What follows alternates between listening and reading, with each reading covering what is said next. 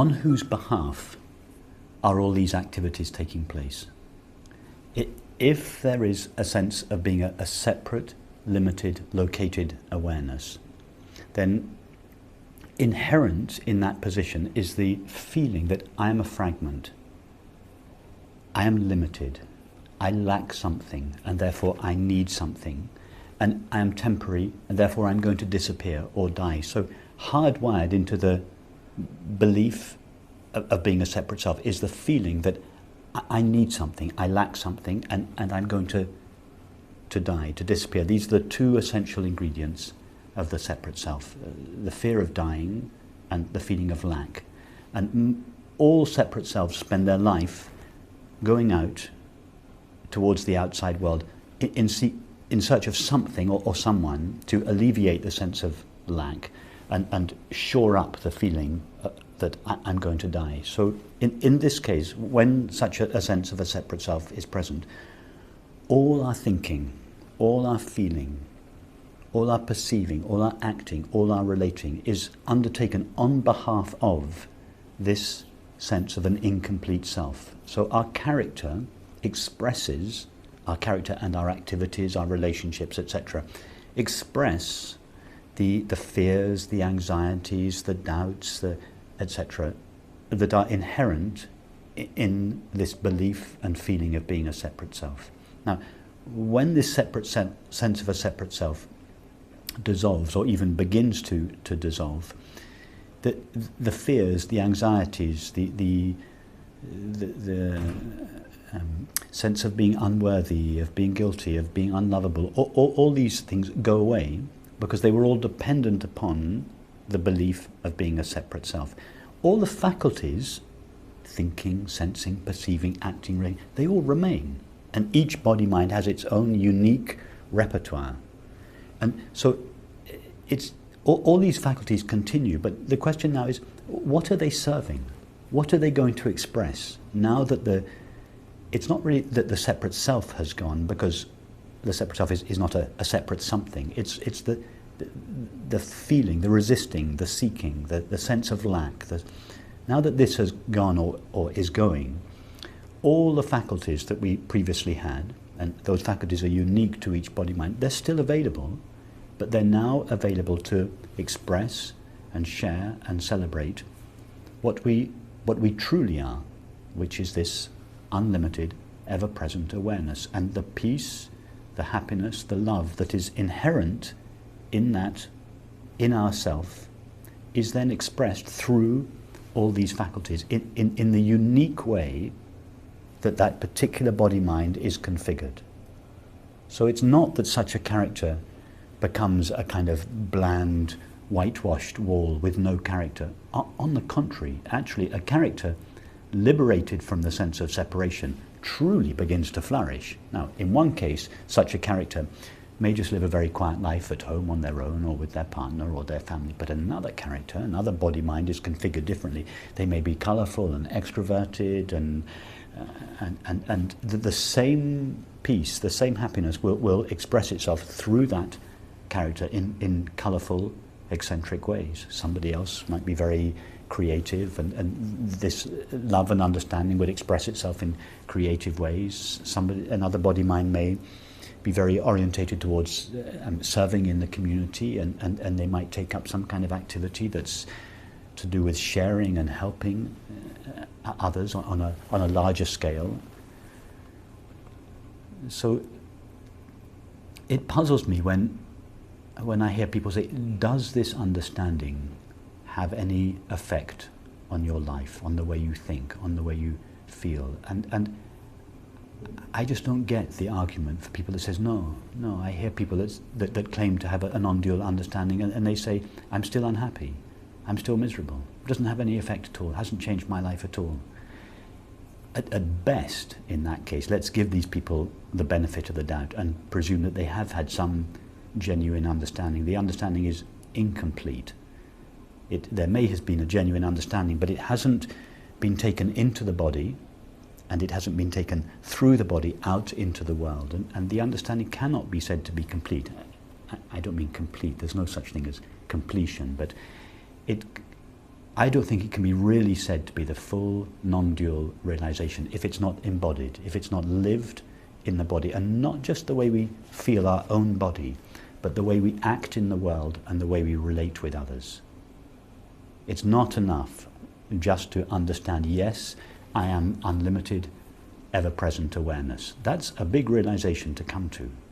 But to live in a way that is consistent with that understanding, that is a different matter. And it takes time, relatively speaking. After this realization has taken place, it takes time for the body, for the way we feel the body, and the way we act in the world and relate with others to be colonized by this understanding.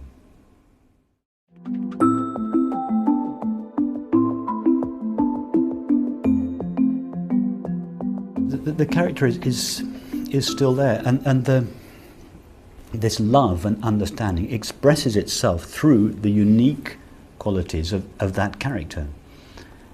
And different characters express it in such different ways. Someone may express it in a very colourful, extroverted way.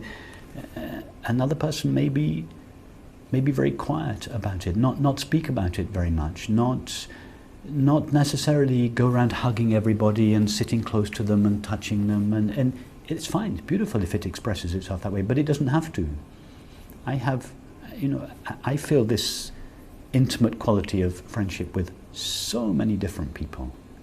I express it in one way with my partner, another way with my child, and another way with all sorts of friends. It's the same quality of intimacy that is being tailored effortlessly and naturally, of course, in response to each situation.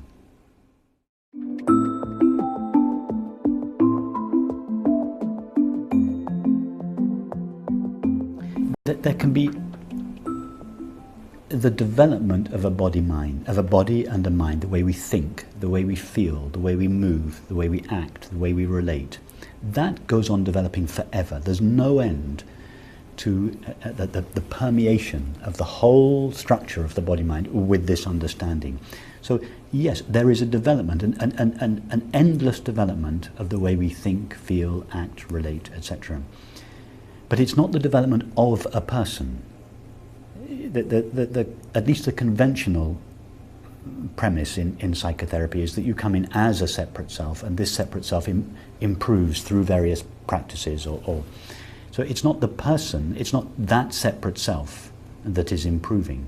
But that doesn't mean that there's no continued growth of the whole structure of the body-mind. Of course there is. It's an endless process of realigning the way we think, the way we feel, the way we act, the way we relate, the way we move, the way we do everything. Realigning it. Once all these activities are no longer being undertaken on behalf of a separate, limited, fearful, lacking sense of self. But all these activities are now gradually being realigned and are being undertaken on behalf of, or as an expression of, the peace and the love and the understanding that is inherent in what we are. So that realignment of the mind and the body goes on forever. For instance, let me give you an example. I did a meeting here, the meeting I did a few days ago, and I gave a sort of introduction, and then we opened it up for questions, and then I got the red card flashed at me. You've got 2 more minutes, and there were 4 hands going up in the room. So I was answering questions quicker and quicker, and then right at the last minute, someone said something like, asked me a question about mantra meditation. And I knew I was already well over time, and I made some dismissive comment about it. I actually practiced mantra meditation for 25 years, and so I have a lot of experience of it, and it was an absolutely essential part of my spiritual journey.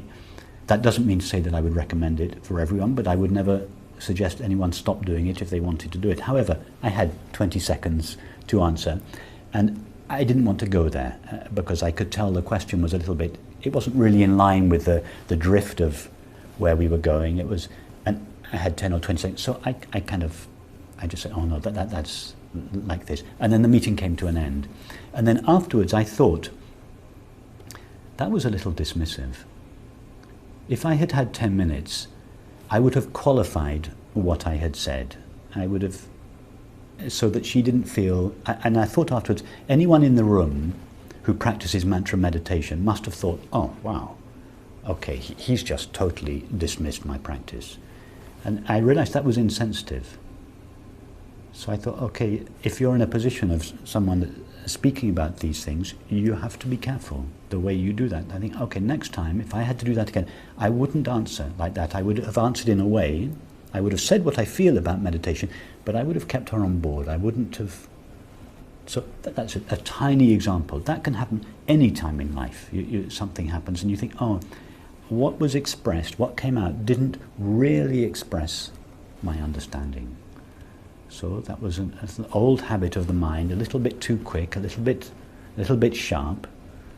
And so that's just a tiny example of something that as time goes on, that tendency of the mind can be just brought in line with what you really feel. And you know, there are obviously innumerable examples in personal relationships, in activities, and where it takes time for the whole structure of our minds and bodies to be realigned with this understanding. And you can never say that process comes to an end. When could anyone say my body-mind is now a perfect instrument or expression of the light of pure knowing?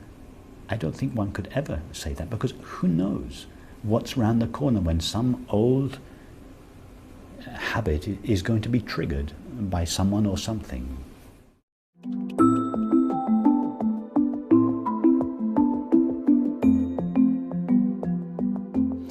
You see, I think for so many of us, things have changed a lot, you know, as a result of this conference and other similar activities.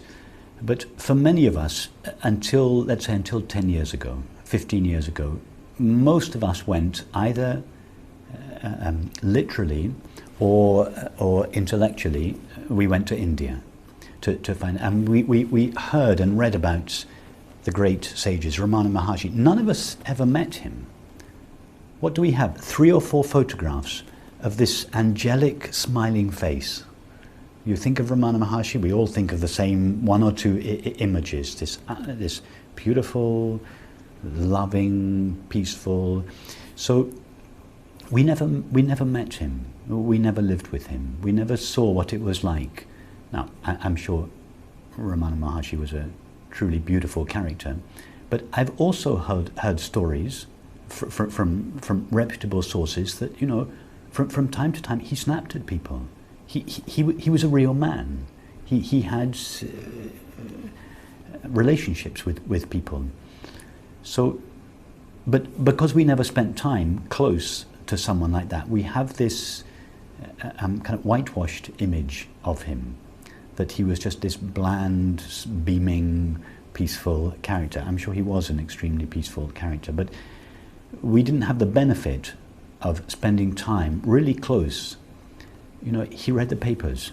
He discussed what was going on in politics. He was interested in life, and so that's one of the valuable things of having friendships with people who have this understanding and share this understanding, because we see how ordinary they are, how human they are. They have children.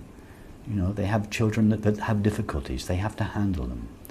They have to educate their kids. They have to earn a living. They have to do everything that we all have to do.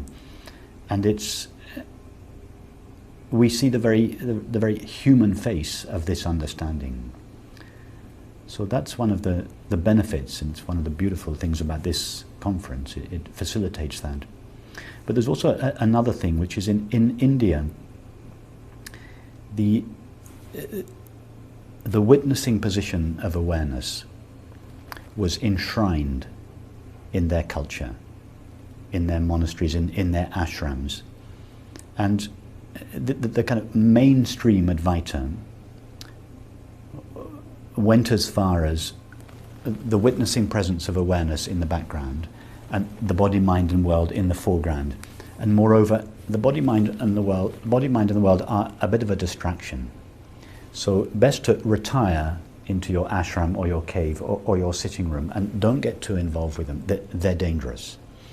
So, and this was enshrined in institutions and in the West, in monasteries as well, this attitude towards the body and the world as being something that is dangerous. In fact, I was reading some commentaries on Ramana Maharshi recently. Not it wasn't his writing, but very close disciples of his who referred to the despicable body and the monstrous world. I mean, considering the body and the world in such negative terms, as if they were kind of monsters and demons that could tempt you away from being the peaceful presence of awareness. And this was kind of enshrined in the Indian culture. Of course, there were that wasn't the whole of the Advaita teaching. There was a tantric part of the Advaita teaching in which these two, awareness plus the world, came back together again, and the world was not seen as a distraction from your true nature.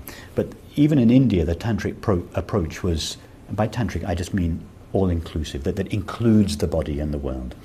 But that was not for mainstream. It was never for mainstream people. It was secret. It was not on offer mainstream. I think things have changed very much in the West. We are not a culture that thinks the body and the world are dangerous. We love the body and we love the world. And that's why it's the tantric expression of the non-dual teaching that is now being shared much more in the kind of contemporary non-dual expression. There's of course a danger to that, which is that really discovering that what one is not just awareness. It's not enough to discover that we are the presence of awareness, but to discover that awareness is without limits and ever present.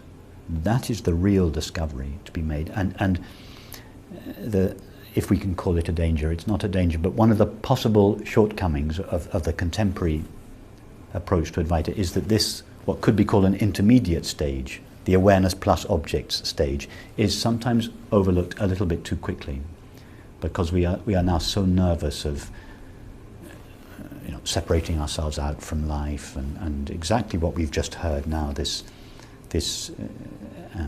view that some people have that the Advaita teaching is just standing as the aloof, witnessing presence of awareness. Of course, that's only half the Advaita teaching. So the teaching that is being referred to in such situations is not really the true Advaita teaching. It's a very partial view of it. It's a misunderstanding, really.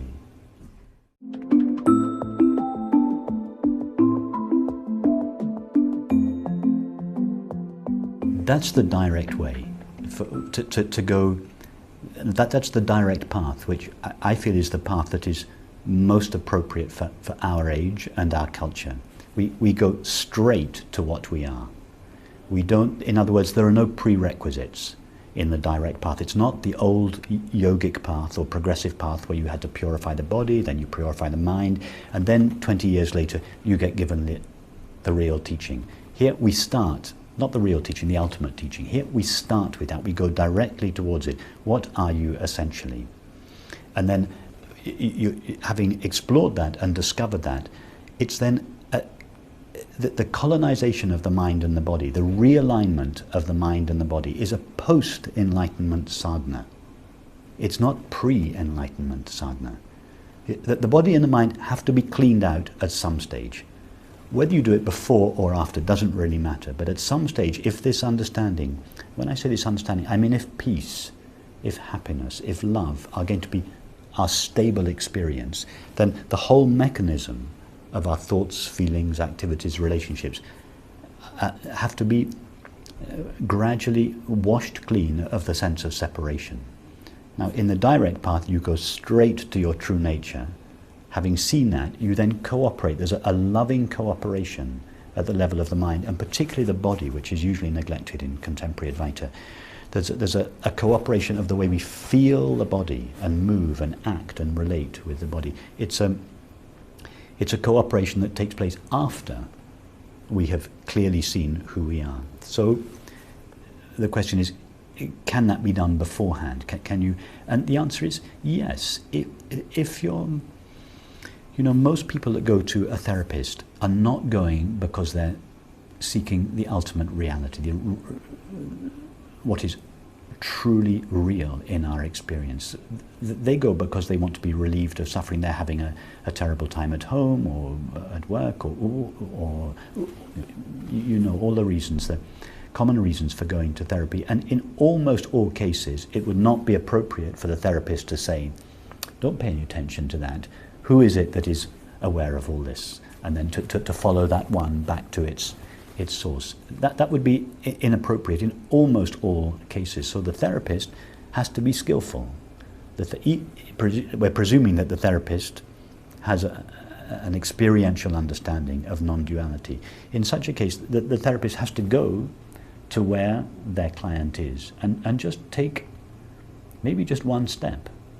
And they use whatever modality that they've been trained in. They can't go all the way back to awareness in one session. So it may be that it's necessary to give provisional credibility to the separate self. The therapist will say, he won't say it, or she won't say it, but he or she will think, okay, I'm going to pretend that the separate self, on whose behalf this suffering is taking place, is real, and I'm going to give that separate self something to do. So the therapist will slowly walk with their client, and at some stage, if the relationship lasts long enough, it may be possible, after probably quite a lot of time together, to at some stage just drop in the question, and you know, who is it that is noticing this whole display of thoughts and feelings? And so yes, it's possible to go that way, but even if you go that way, at some stage you have to ask the question.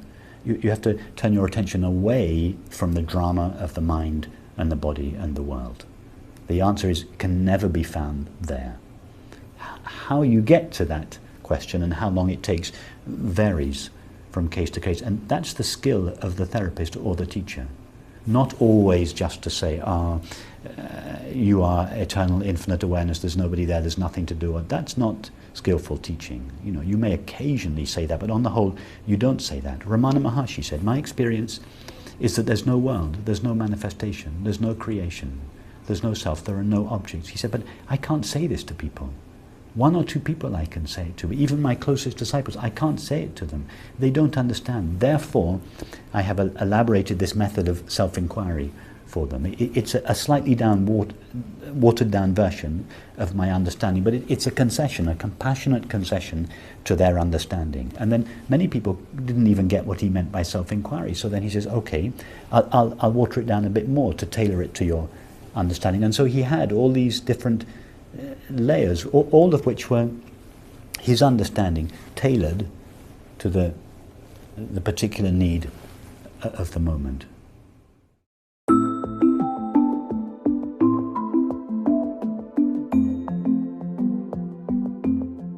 Zaya, take our friendship. We've known each other for several years. I consider you a very close friend. And this is what I call intimate friendship. But if you asked me, if I had to write down what I know about you on a piece of paper, I would be embarrassed to give you the piece of paper. How little I know. Somebody even asked me the other day, you know, what country do you come from? And I thought, I've even forgotten. Where does that? Somewhere in Eastern Europe. I can't remember. But I mean, I know so little about you, and actually, you know very little about me, about my. I mean, we both know that we have a child. But we know very little about each other. Does that impact the quality of our friendship? One jot? If I told you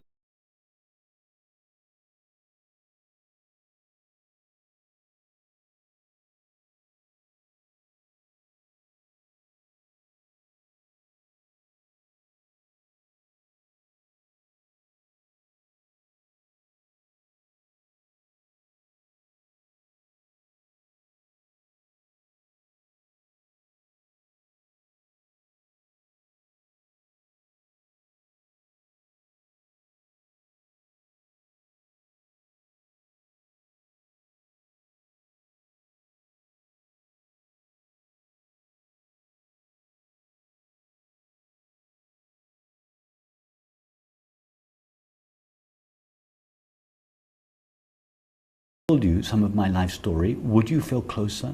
Would this friendship grow in intimacy? No, it wouldn't. And yes, if there was something present in our lives that we wanted to share with each other, then of course we would share that with each other. But the quality of the friendship is not dependent on what we know about each other. I have people here that I see year after year, and people that come to my retreats, very often I don't even know their names. I meet so many people now, I can't remember their names. And yet the quality of friendship, it's like we've known each other for 30 years. I don't mind what their story is. Nothing they could tell me would change the quality of friendship. So that's not a suggestion that there's anything wrong with knowing about each other's stories. Of course not. In some relationships, obviously close, intimate relationships, it's important to get involved with the story. We're living with the person, but it's not necessary. It's not necessary for intimacy. Intimacy is just heart to heart. It's a quality of openness, of sensitivity. It's not about what we know about each other. And as we all know, there are plenty of people that we know a great deal about, and yet we feel this lack of openness.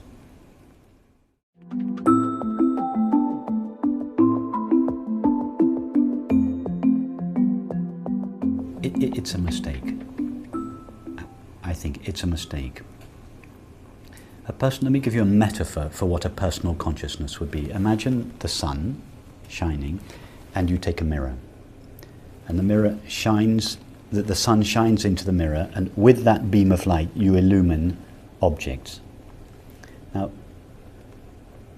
right now you are knowing your experience. Yes, we're just knowing this experience, thoughts. That knowing, we believe that knowing lives in here and is a product of this body. In other words, we believe and feel that the knowing with which we know our experience lives in the body and is a byproduct of the body. It's not. The knowing with which we know our experience, that knowing itself is infinite awareness. It's like saying that the beam of light that comes from the mirror is a product of the mirror and proceeds from the mirror.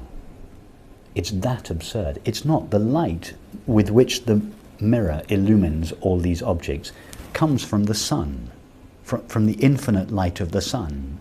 It seems to be limited when it shines in the mirror. It seems that the sun's light takes on the limited qualities of the mirror.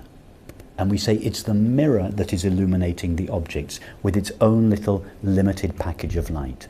That is individual consciousness. The individual has its own little package of knowing or consciousness within it, with which it knows its experience.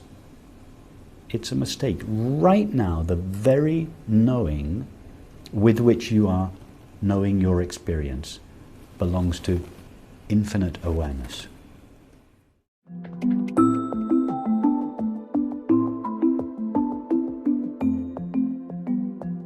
It's a classic mistake. It's not. It's like saying the sun needs a candle to be illumined. It's like saying that. I mean, it's the arrogance, not of a person, of the mind. It's like saying infinite awareness needs a puny little human mind in order to know itself. I mean, that is the arrogance of thought. God needs me in order to know itself. Nonsense. Does the sun need to be illumined by a candle? No, the sun just by being itself, the sun illumines itself. After all, even the fire with which the candle burns, it comes from the sun. It's part of the sun. There isn't any other light. There isn't any other knowing apart from infinite awareness. It's just thought that says, you, infinite awareness, need me in all my splendor in order to reflect yourself. Awareness doesn't need a mind to know itself. And Just picture awareness, and the only way we can think about awareness is by investing it with some kind of objective quality. So think of a space. Think of a space like awareness, yeah, like the space of this room, but it's aware. Yeah. Now, what would this space have to do in order to be aware of itself? Remember, it's made out of pure aware space. Does it have to reflect itself off the walls to become aware of itself? No, it is awareness. Its nature is to be aware. It cannot not be aware. Just by being aware, it is aware of itself, but it's not aware of itself as something. But the mind can't understand that. So the mind appropriates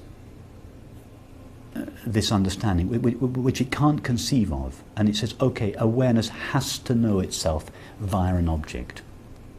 Awareness is prior to the mind, not prior in time. It's a limitation of language. It doesn't need a mind. Before Abraham was, I am, and I don't need a mind. It's a common, but a kind of fundamental understanding, a misunderstanding, that awareness knows that awareness needs a mind or a body. Awareness knows itself by itself. It needs nothing. It just shines in its own being, and just by being itself, it knows itself.